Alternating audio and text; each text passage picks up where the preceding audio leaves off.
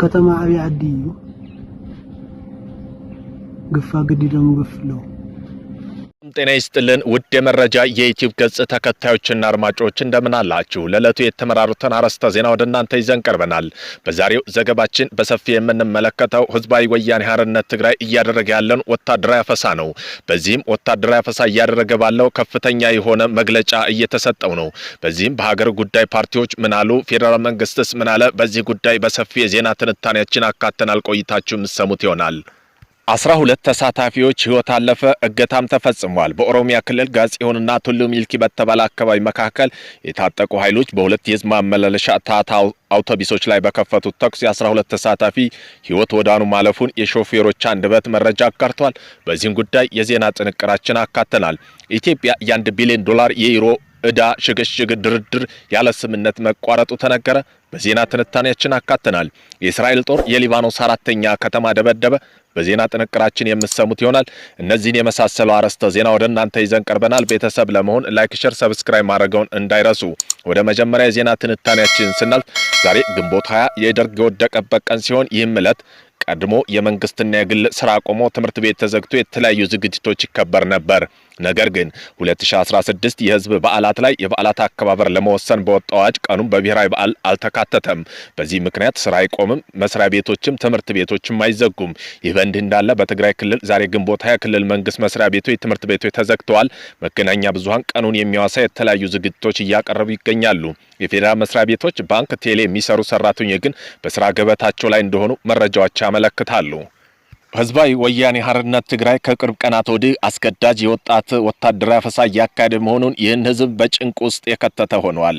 ህወሓት ላለፉ 2 ሳምንታት በሌሊት ጭምር ቤት ለቤት ወታደራዊ አፈሳ ጀምሯል።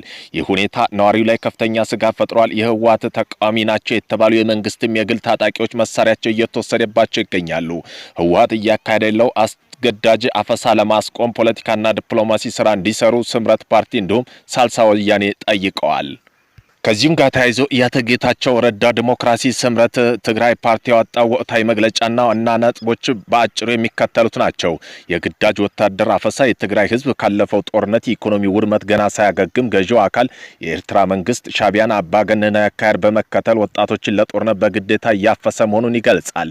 የሰብአዊ መብት ጥሰትና እስራት፣ ለጦርነት አንሄድም ያሉ ወጣቶች በየወረዳው እየታደኑ እንዲታሰሩና በጥይት እንዲመቱ እንዲሁም ተቃዋሚያቸው ያሰሩ እናቶች ሳይቀሩ በዱላ እንደሚደበደቡና እንደሚታሰሩ ይተቻል። ማስጠንቀቂያና ጥሪ በዚህ ግዳጅ አፈሳ ላይ እጃቸውን ያስገቡ አካላት በሙሉ ከባድ ተጠያቂነት እንደሚጠብቃቸው ማስጠንቀቁ ድርጊቱ በአስቸኳይ እንዳያቆሙ አሳስበዋል።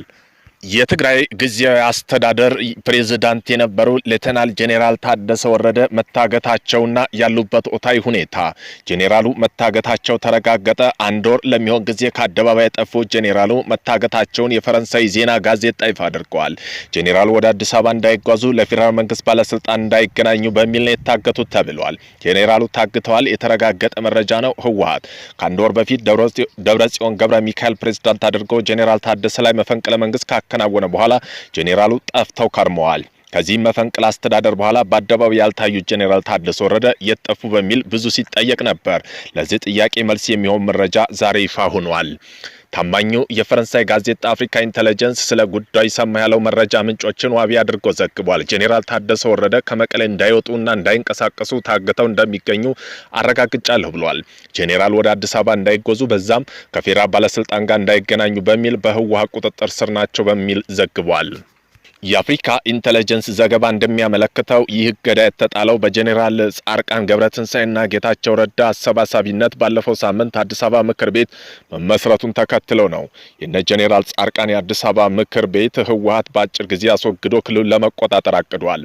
ህወሓት ጄኔራል ታደሰ ወደ አዲስ አበባ ኮብልለው በአዲስ ምክር ቤት እንዳይቀላቀሉ በሚል ነው ጄኔራል ታደሰን የቁም እስረኛ ያደረጓቸው ብሏል ዘገባው። ጄኔራሉ ብዙ ሚስጥር የሚያውቁትና ህወሓት አደጋ ላይ ሊጥሉ የሚችሉ ሰው በመሆናቸው ነው ጋዜጣው አብራርቷል።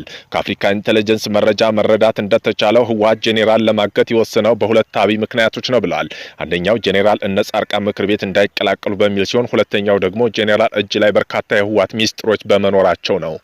የትግራይ እስልምና ጉዳይ ምክር ቤት የአክሱም አዲስ መጠሪያ እንደሚቃወም ገለጸ። የትግራይ ክልል እስላማዊ ጉዳይ ከፍተኛ ምክር ቤት አክሱም ከተማ ወቅታዊ ሁኔታ ያለውን አቋም የገለጸ ሲሆን ቅድስት ከተማ አክሱም የሚለው አዲሱ የከተማ መጠሪያ ስም ፍትሐዊ ባለመሆኑ እንደሚቃወም አስታውቋል። ምክር ቤቱ ይህን የገለጸው ዛሬ በመቀሌ ከተማ በተከናወነው ኢድ ሶላት ስነ ስርዓት ነው። አክሱም ከተማ በተፈጠረ ችግር መፍትሄ እንዲያገኝ በሰላማዊ መንገድ እንደሚታገል የጠቆመው ምክር ቤቱ ማህበራዊ ሚዲያ የተዛባና ትክክለኛ ያልሆኑ መረጃ የሚያሰራጩ አካላት ስርዓት እንዲይዙ ማሳስቧል። በሌላ በኩል በአሁኑ ወቅት ዩኔስኮ ላይ ጊዜያዊ ቅርስነት የተመዘገበው ታሪካዊ የአልነጃሽ መስጊድ ያለውን ጥንታዊ ታሪክ ዳራ መነሻ በማድረግ በቋሚነት እንዲመዘገብ ሙሉ ዕውቅና እንዲሰጠው ምክር ቤቱ ጥሪ አቅርቧል። ህወሓት ቤት ለቤት ትጥቅ ማስፈታት ጀመረ። የህወሓት ሰራዊት አባላት ባላማጣ ከተማ በሌሊትም ጭምር ቤት ለቤት አፈሳ እያካሄዱ መሆኑን ተሰምቷል። የጦር መሳሪያ ያላቸው ሰዎች ትጥቅ እየነጠቀ እያስፈቱ መሆኑን ታውቋል። በከተማዋ ከፍተኛ የጦር ስጋት ድባብ እያንዣበበ እንደሆነ ነዋሪዎች እየገለጹ ይገኛሉ። ትጥቅ ማስፈታቱም በዋናነት የቀድሞ ሰራዊት አባላት፣ ሚኒሻ፣ ታጣቂ ግለሰቦች ያነጣጠረው ተብሏል። አላማጣ ከተማ ዙሪያ ባለው አካባቢ የህወሓት ወታደራዊ ስልጠና እያደረጉ እንደሚገኝም ተነግሯል። ያለ ጦርነት አንድ ቀን ማደር የማይችለው ህወሓት ወጣቶችን በአክሱም ከተማ በመታየት መልኩ እያፈሰ ሲወስድ እናቶች እንዴት እንደሚያለቅሱ ተመልከቱ። የትግራይ ወጣቶች የከባድ ሁኔታ ወርቀን ለአፈናና ለጥይት መዳረጋችን ማየት ልብ ይሰብራል። በየመንገዱ እንደ ዶሮ እየታነቀ ይወሰዳል። ከባለፈው ደም አፋሳሽ ጦርነት ያልተማረ ህወሓት አሁንም ወጣቱን ለማስጨረስ እናቱን ዳግም ለማስለቀስ ቆርጦ ተነስቷል። ይህ ዛሬ ከሰዓት በኋላ በትግራይ ክልል ህወሓት አብይ አዲ በገፍ ወጣቱን ለጦርነት እያፈሰ ሲወስድ የሚያሳይ ምስል ነው። ወጣቱን አፍነው ወደ አይሱዚ መኪና ውስጥ ጭነውታል። ወላጆ ቤተሰቦች እያለቀሱ ከኋላቸው እየተከተሉ ለምኗቸው ነበር ተብሏል። ያለ ጦርነት የማይችለው ህወሓት ግን ወጣቱን በምታዩት መልክ እያፈሰ ወስዷቸዋል። የትግራይ ወጣት ከባድ ሁኔታ ውስጥ ወርቀው ለአፈናና ለጥይት መዳረጋቸው ማየት ልብ የሚነካ ነው። በየመንገዱ እንደ ዶሮ ታጥቀው ለህወሓት ስልጣን ማስረዘሚያ ሲባል ወጣቶችን እያፈሰ ወደ ጦርነት እያስገባ ነው። ክልል ገጽ የሆነና ቱሉ ሚልኪ በተባለ አካባቢ የታጠቁ ኃይሎች ሁለት የህዝብ ማመላለሻ ታታ አውቶቡስ ላይ በከፈተው ተኩስ 12 ተሳፋሪዎች ወዳውኑ ህይወታቸው ማለፉን መረጃዎች ያመለክታሉ። ታጣቂዎቹ መኪና ተኩሶ ካስቆሙ በኋላ ተሳፋሪ አፍነው ለመውሰድ የሞከሩ ሲሆን በአቅራቢያ የነበረ መከላከያ ሰራዊት ባደረገው የተኩስ ልውውጥ 30 የሚሆኑ ተሳፋሪ ማስጣል ችሏል። ይሁን እንጂ ሌሎች ተሳፋሪ ታፍነው መወሰዳቸው ተነግሯል። ይህ መንገድ ክፍል በተደጋጋሚ መሰል እገታና ግድያ የሚፈጸምበት ቦታ መሆኑን መንግስት ለጉዳዩ ልዩ ትኩረት መስጠት መንገዱ እንዲጠብቅና ተሳፋሪዎች የአሽከርካሪ ደህንነትን ለመታደግ እንዲሰራ ማሳሰቡ ጥሪ አቅርበዋል። የኢትዮጵያ የገንዘብ ሚኒስተር ከዓለም አቀፍ የዩሮ ቦንድ ተወካይ ኮሚቴ ጋር ሲያደርጉት የነበረ $1 ቢሊዮን የዕዳ ሽግሽግ ውይይት ያለ ስምምነት መጠናቀቁን አስታወቀ። ምክር ቤቱ መንግስት በኦፊስ ላይ አበዳሪዎች በረቀቀበት የአበዳሪ እኩልነት መርህ ተቃውሞ መሰረት አሻሽሎ ያቀረበው አዲስ የዕዳ ሽግሽግ ሀሳብ የቦንድ አበዳሪ በሙሉ ድምጽ ውድቅ ማድረጋቸው ነው። ሚኒስትሩ የአበዳሪዎች ውሳኔ ማዘኑን ገልጾ አሁንም የአይኤምኤፍ መመሪያ የተከተለና በገበያ ላይ የተመሰረተ መፍትሄ ለመፈለግ ቁርጠኛ መሆኑን አስታውቋል። ለመፍታት አዲስ የገበያ ልውውጥ ጥያቄ ኤክስቼንጅ ኦፈር ማድረጋቸውን ጨምሮ ሌላ አማራጮች እንደሚገመገሙ ጠቁመዋል። የእስራኤል ጦር በሊባኖስ 4ኛ ከተማ ደበደበ። እስራኤል ጦር በሊባኖስ 4ኛ ከተማ በሰነዘረው ጥቃት 8 ሰዎች ሲገደሉ በርካታ ንጹሃን ደግሞ ቆስለዋል። እስራኤል በሂዝቦላ ታጣቂ ቡድን ላይ የምትወስደው እርምጃ አጠናክራ እንደምትቀጥል ያስታወቀ ቢሆንም በሁለቱ መካከል ዋሽንግተን የሚደረግ የሰላም ድርድር አሁንም እንደቀጠለ መሆኑ ተገልጿል። እስራኤልም ሂዝቦላ ላይ የምትፈጽመው ጥቃት እንደምታጠናቀረ ቤንጃሚን ኔታንያሁ ተናግረዋል። የእስራኤሉ ጠቅላይ ሚኒስትር ቤንጃሚን ኔታንያሁ ሂዝቦላ ላይ የሚፈጸም ጥቃት ተጠናክሮ እንደሚቀጥል መናገራቸውን ተከትለው የሀገሪቱ ጦር በመላው የሊባኖስ አዲስ ዙር ጥቃት ማድረስ መጀመሩን አስታውቋል። የእስራኤል መከላከያ ሰራዊት በምስራቅ ሊባኖስ የሚገኘው ቤካ ሸለቆና በሌሎች የሀገሪቱ ክፍሎች ላይ ጥቃት በመክፈት ሂዝቦላ እየመታ መሆኑን ገልጾ ሂዝቦላ በበኩሉ የእስራኤል ወታደሮች ታንኮ፣ የጦር ሰፈሮች፣ ህንጻዎች ላይ ሌሎች ስፍራዎች ኢላማ ያደረገ 22 የዱርና የሮኬት ጥቃት ፈጸም ያጸፋ መመለሱን አስታውቋል። በሊባኖስና እስራኤል በዚህ ወር መጀመሪያ ያደረሱበት የተኩስ አቁም ስምምነት 45 ቀን ለማራዘም ስምምነት ቢፈጽሙም ውጊያው ቀጥሏል። ኔታንያሁ ትናንት ባስተላለፉት የቪዲዮ መልእክት ላይ እስራኤል ከሂዝቦላ ጋር ጦርነት ላይ እንደሆነች ተናግረዋል። ጦርነቱ አርቅቃ ምት እንደምትፈጽም ማዘዛቸውን ገልጸዋል። ጠቅላይ ሚኒስትሩ እስራኤል በከፈተችው ወታደራዊ ዘመቻ ከ600 በላይ አሸባሪ መገደላቸውን ተናግረው አሁንም ከኛ ጋር የሚጠበቀው ጥቃቱን ማጠናከርና ጥንካሬው ይብለጥ መጨመር ነው ሲሉ ተደምጠዋል።